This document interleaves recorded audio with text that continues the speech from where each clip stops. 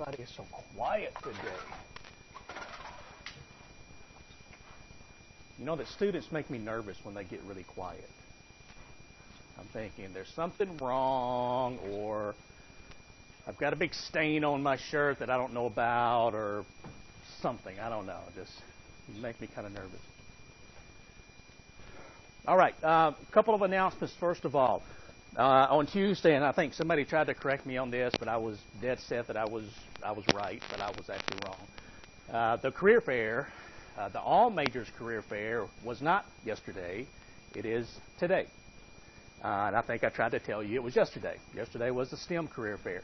So even if you attended something yesterday, or if you attend today, even after class, you can just bring me your business cards whenever you have them if you attend the career fair.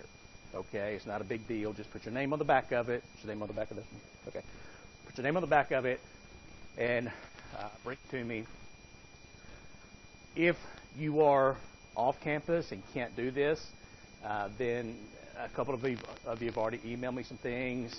You know, you've been to some training at work. You've had even something internet related. If you go through watch a video on personal finance, if you watch a video on investing, whatever it might be, this is just meant for you to do something additional so that I can give you the 5 extra points. And I'm very lenient in terms of what qualifies for this. So club meetings, we've got the presentation on Tuesday, which is Don't Fear Your Finances.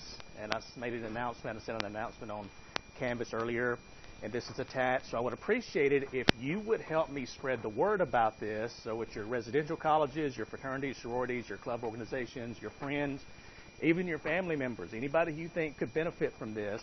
I'm going to be talking very briefly about credit scores. What is your credit score? There's a lot of rumors out there about what hurts your credit score, what helps your credit score. So we're going to actually look at this. I'm going to bring it up on the screen, and we're actually going to go through some scenarios of what happens to your credit score if you take out another credit card, or if you close a credit card account, or if you miss a payment, or whatever the situation is.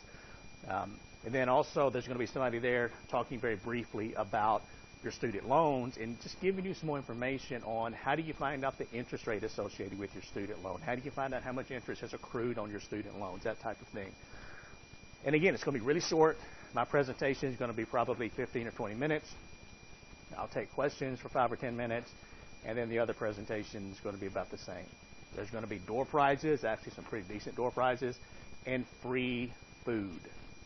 Okay? What I found out over the last 16 years is no matter what you're having, if you feed college students, typically they will come. Okay? Not always, but most of the time. So again, Tuesday, October 2nd, 4 o'clock, if you can make it. And I've got some extra copies of here if you want to grab one of these on your way out. And feel free to make copies, post them on bulletin boards, send them out, whatever. Copy the file from Blackboard and send it to whoever. All right, so questions. Let's see, career fair, presentation, anything else? Any other questions? If you have your business cards today, if you want to turn them in, if you would, as you leave, you can just put them up here, and I will get you your 5 points. I'm not sure when, but it will be added in. All right, so other items.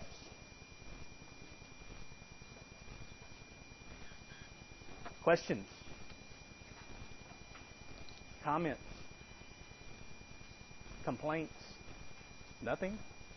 Man, you guys are so dead. Come on. It's October. The early muzzleloader season for deer is this weekend. I mean, you have to get excited about these things, okay? You're just disappointed because we're leaving chapter 5, aren't you? By the way, you do have 2 quizzes open right now. Quiz 1 is open. It will close Friday at night, and quiz 2 is open. It will close Monday at midnight. And I've had several of you ask about the quizzes. Come by and see me asking questions about how to work certain problems, which is fine. Some of you have asked about resources of how to use a financial calculator. Of course, you can go back to the Tegrity videos. If you're in class every day and you haven't watched the Tegrity videos, it's a screen capture software. So anything that shows up on the screen like this, you're going to see. It's not just a recording of my voice. And so whenever I bring the calculator up on the screen, or whenever I bring, the PowerPoint presentation or whatever, you're going to see that. And so you don't have to watch the entire class. You can just fast forward or back up to the calculations of the different types of problem. Also, YouTube videos, very, very good source of information. I mean, I realize you like watching people fall off of their skateboards or crash into walls or whatever. That's pretty funny, and I like that too.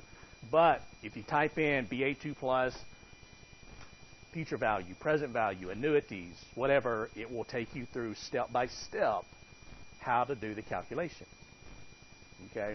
And somebody's asked me before, would I put together some videos on that?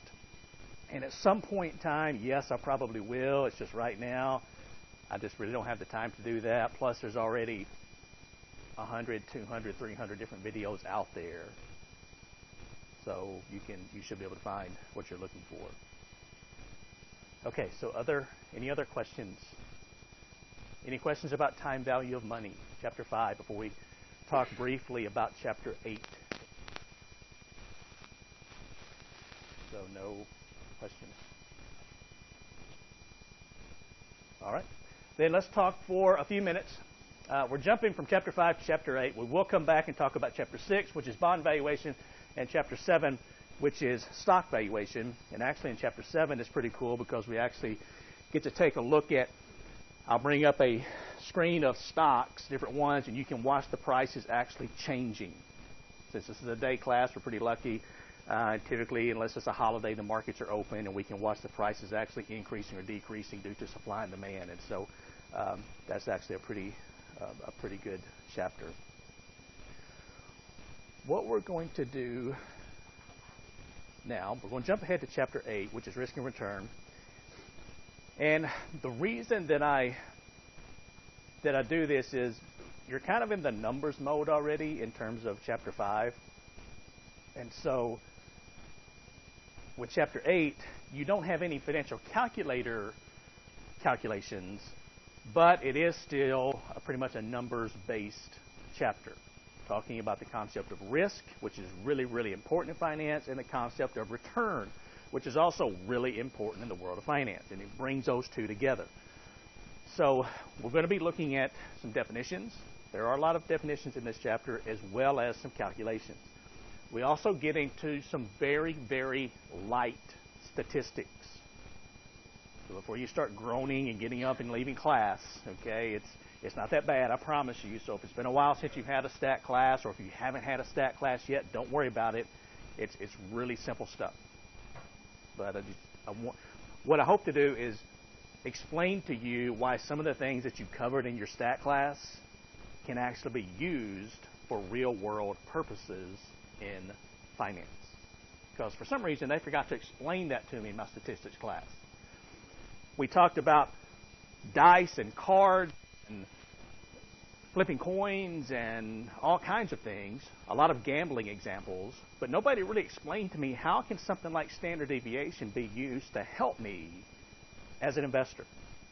And so that's what we're going to take a look at here. We're going to try to make it fairly practical and useful.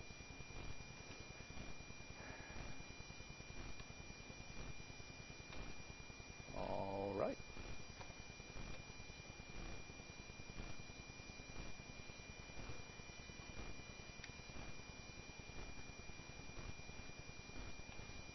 There we go. All right. Now, when it comes to risk and return, and again, this is a huge area of finance. You've heard the saying before, if it sounds too good to be true, it probably is.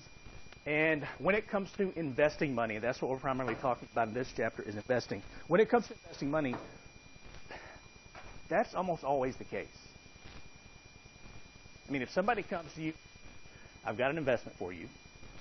If you will give me $20,000, I can promise you no risk and a guaranteed 20% return per year.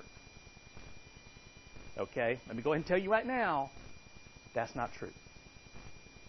Because if you expect a 20% return, you're going to be taking a lot of risk. If you don't want any risk, you take your money to your local bank, you put it in a savings account, you will be taking almost no risk, but you're going to earn what return? What percent right now?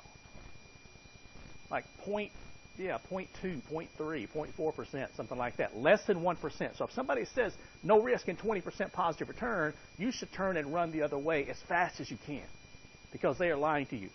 This gives the example, and there's been a lot of these examples recently, unfortunately. A guy named Bernie Madoff who had an investment fund, somewhat of a hedge fund for years. And he did this for years. He had some of the wealthiest people in the United States and around the world investing in his hedge fund and mutual funds. And it turns out he was running simply a giant Ponzi scheme. And I don't know, does it say what a Ponzi scheme is here? No, it doesn't. Can anybody tell me in simple terms, what a Ponzi scheme is?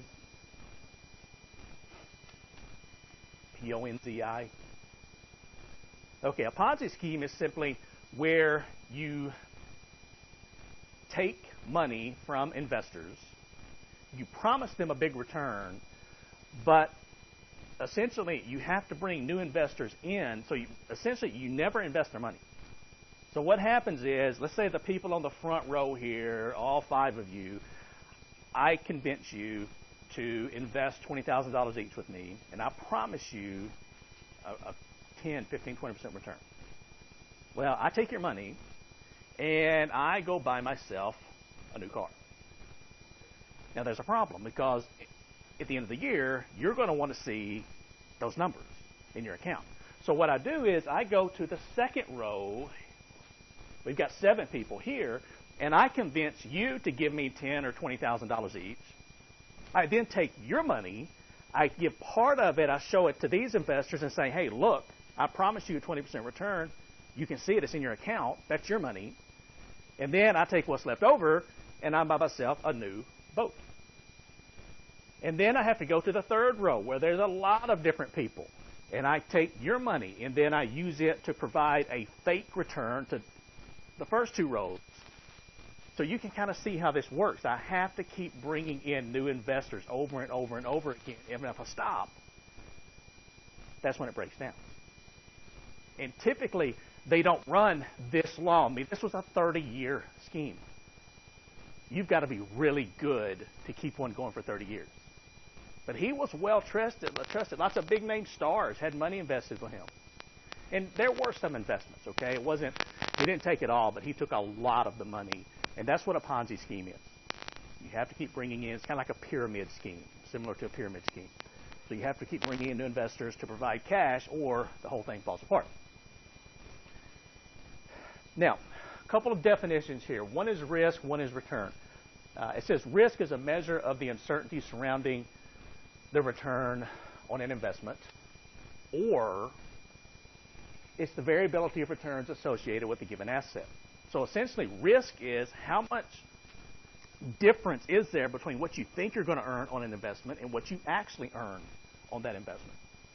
So if you invest in, let's say you buy 50 shares of Apple Computer, and over the next year, you estimate you're going to make a positive 12% return on that investment. Since this is a risky investment, you're not guaranteed anything. That's just your estimate. So you think you're going to earn 12, but you only earned a positive 3%. Well, the difference between the 12% and the 3% you actually earned is what we call risk. It's the variance of the returns. On the other hand, let's say that you earned a positive 25% instead of 12%. Again, the difference between what you earned and what you thought you were going to earn is risk. In this case, it's upside risk, which is good, but it's still risk. Return, on the other hand, is what you make on the investment, the total gain or loss associated with an investment over a given period of time. So this could be, you could have a daily return, a weekly return, a monthly return. Typically, we talk about returns in terms of a year, so an annual return. And it's fairly simple. You'll see in just a minute when I'll show you the formula. But you simply take the end of period value minus the beginning of period value for the investment plus any cash flows and divide it by the beginning of period value. And we can see that, well, here in just a minute.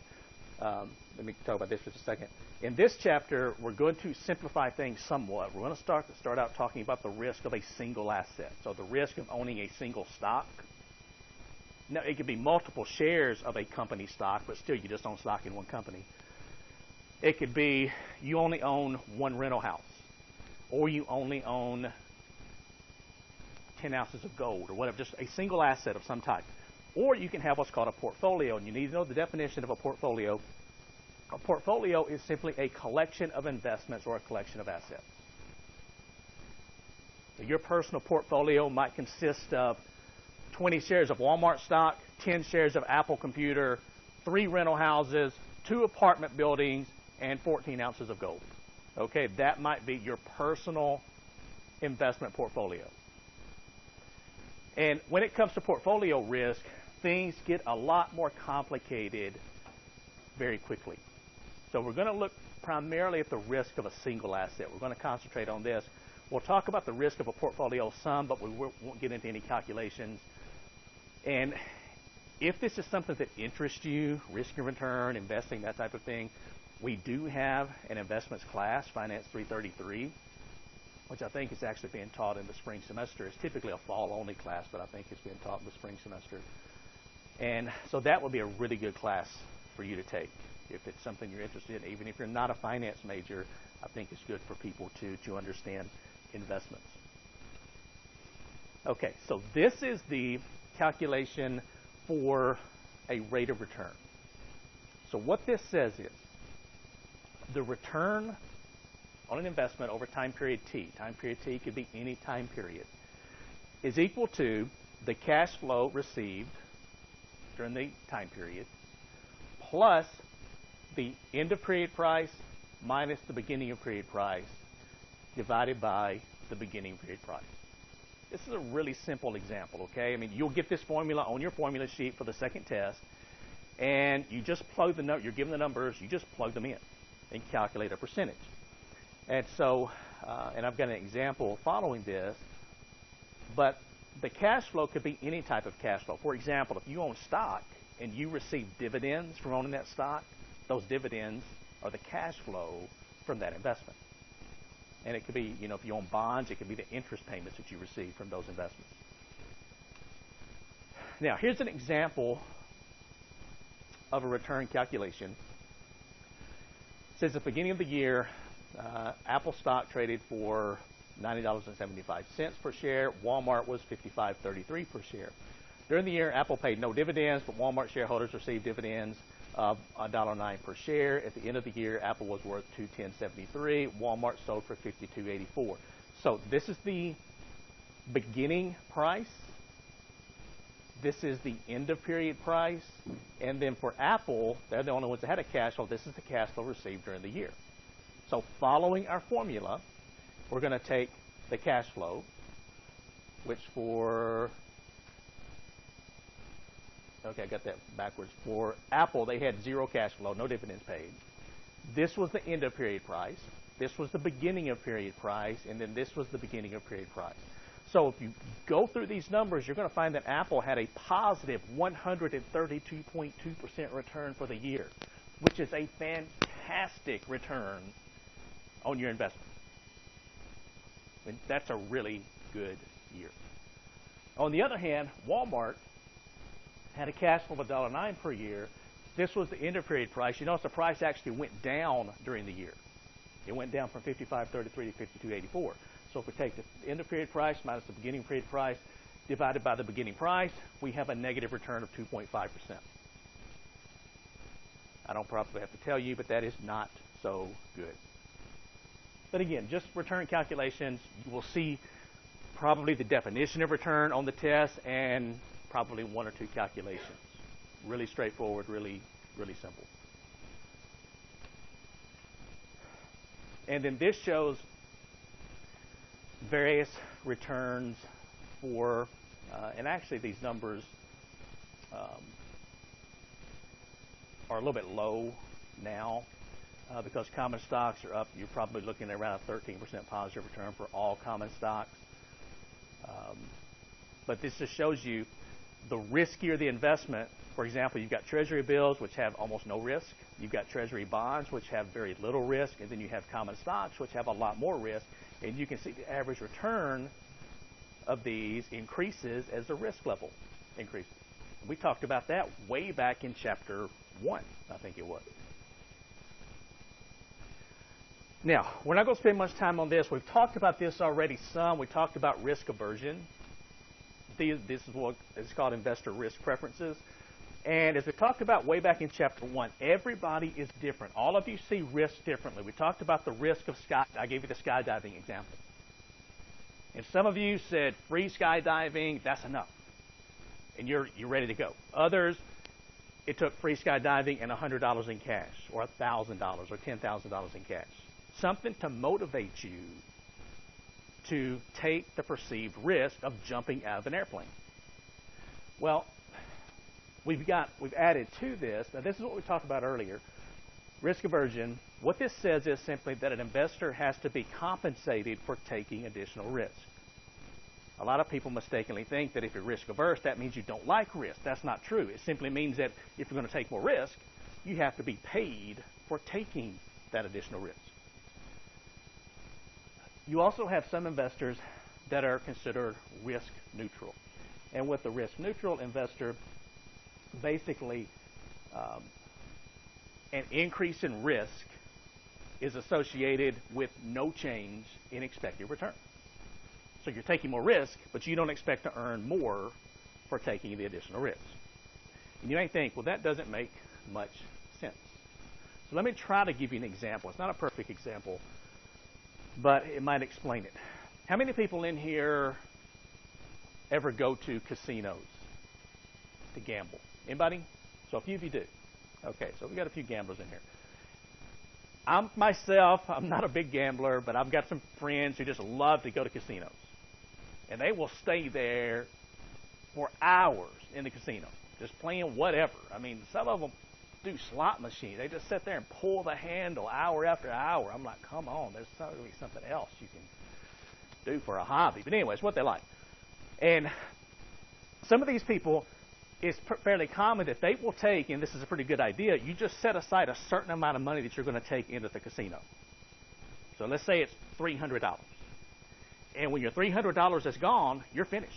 Whether it takes 10 minutes or 10 hours, you're done. And so these people, they take in $300, and if they can go in with $300, they can play games of chance, so whatever it might be, poker, blackjack, slot machines, roulette, whatever, for, let's say, 4 hours, and walk out with $300, no more or no less than they went in with, they're happy. They've had a good night. So that is somewhat of an example of risk neutral. You went into the casino, you took additional risk, but you walked out with the same money, no change in return, but you're pretty happy about it. Okay? And then on the other hand, you've got some individuals who are risk-seeking. And if someone is risk-seeking, what that means is an increase in risk is associated with a decrease in expected return. And again, most of us don't fit into that category. Most of us fit into the first category, risk-averse. But a risk-seeking individual, and I'll stick with the gambling example, might be somebody like a whale. You know what a whale is in the gambling world? Big spender. Okay, so it's somebody who will go to Las Vegas and gamble literally $2, $3, $4, $5, $6, $10 million over a weekend. So they may lose $2 or $3 million. They may win $2 or $3 million. If you know anything about gambling, you know that the odds are against you. The odds are always in favor of the house. So normally, if statistics are accurate, you're going to end up losing more money than you make. But these whales, these are extremely wealthy people. And so they'll fly into Vegas in their private jet, or if they didn't have a private jet, the casino would send one to pick them up and bring them back. They simply like the fame, the notoriety, the treatment, just being known as a big spender. And so they know that if they go and gamble over a weekend, statistics say they're going to lose money more times than not, but they're okay with that. So an increase in risk is associated with a decrease in return, but financially, they can stand that loss. Does that make sense? Kind of how that works? So, and what you would need to know is most people, most managers, most investors fall into this category. But you have a few that would fall into the risk neutral and risk seeking categories. Okay, now we're going to look at the risk of a single asset, and we're going to start out with a couple of different risk assessment techniques. These are not very technical. But again, we're trying to assess the risk of an investment. And we've got some different ones here. We've got what's called scenario analysis. And here's the definition. Is the approach for assessing risk that uses several possible alternative outcomes or scenarios to obtain a sense of the variability among returns. So, for example, you might be thinking of investing in a stock over the next year, but you're not sure what's going to happen in the economy, because that's going to have a large effect on your return on your investment. So you might go through and put a percentage, a probability on us having another recession, or the economy improving, or the economy simply having no change whatsoever. That would be kind of a best case, worst case scenario, or a no change scenario. And we'll take a look at these as some numbers, some examples in just a minute. You can also look at the range associated with an investment.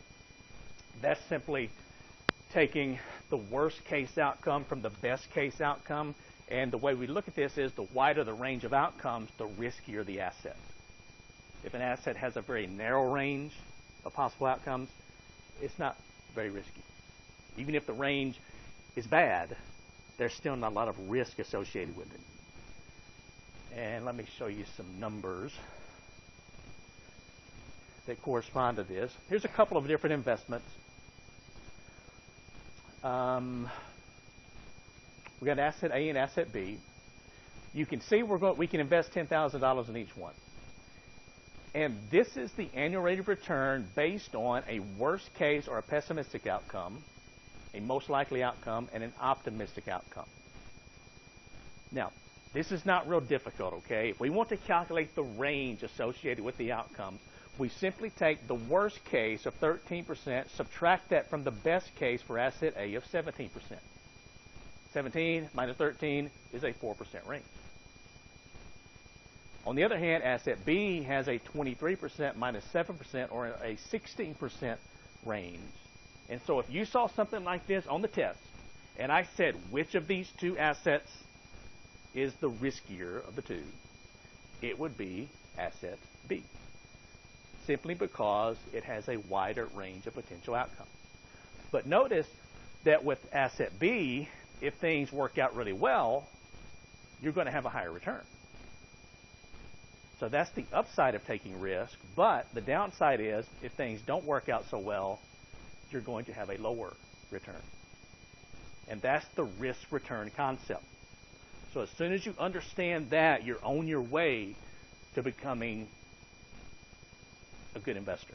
But you have to understand that risk and return concept. There's too many people out there that don't understand this, and it's really easy. I mean, you read this in the paper all the time where people are, especially today with identity theft and that type of thing, people are swindled all the time, especially uneducated or sometimes older individuals who really their mind's just not functioning correctly.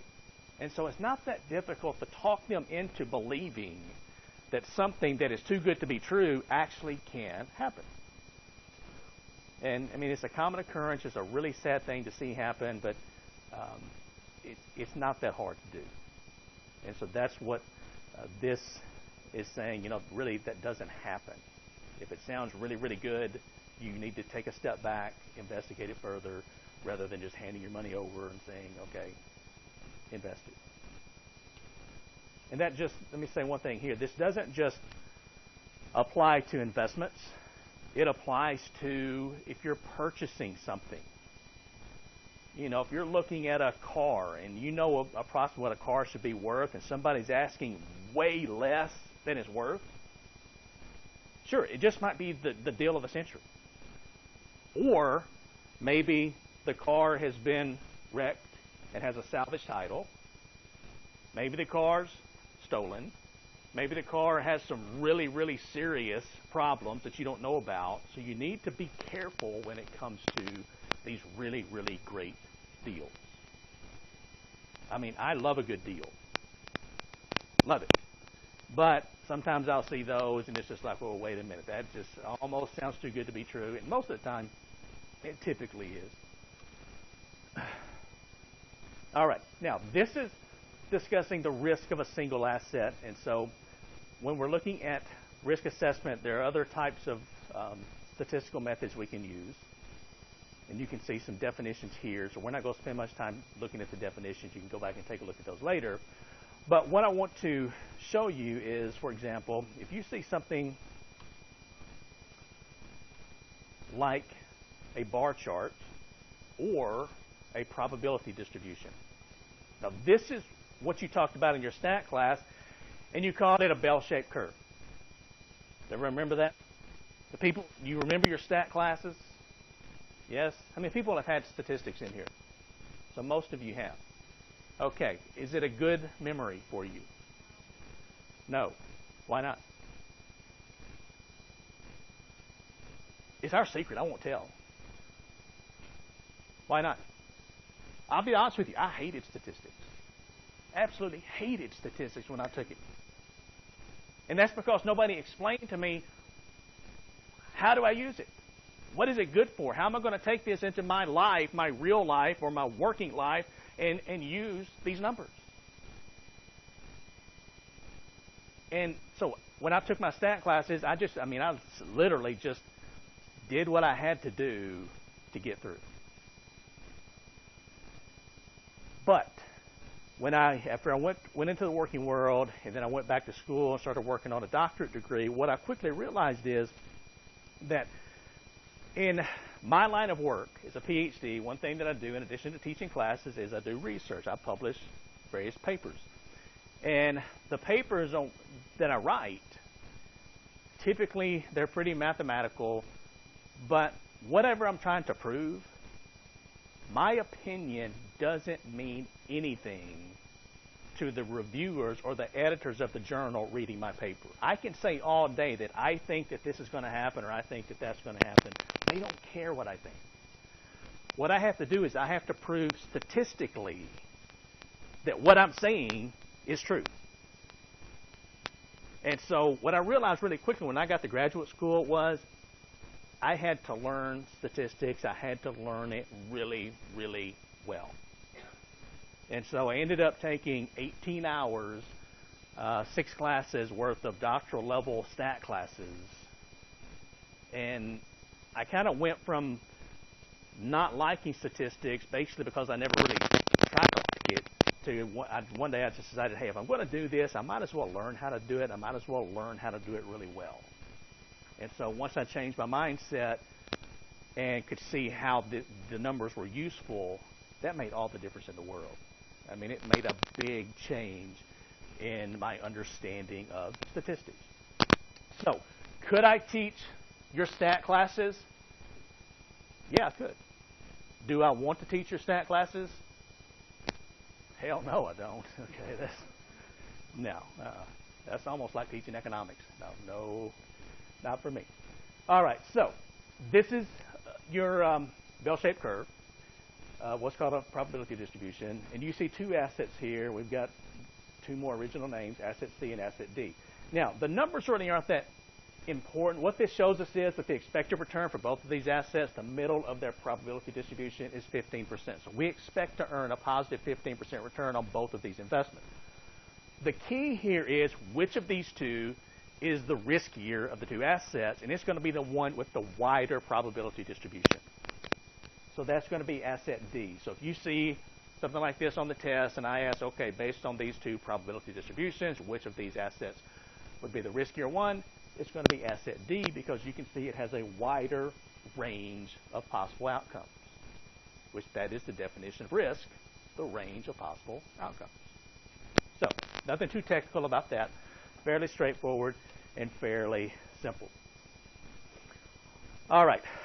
This is, man, I hate to do this to you today.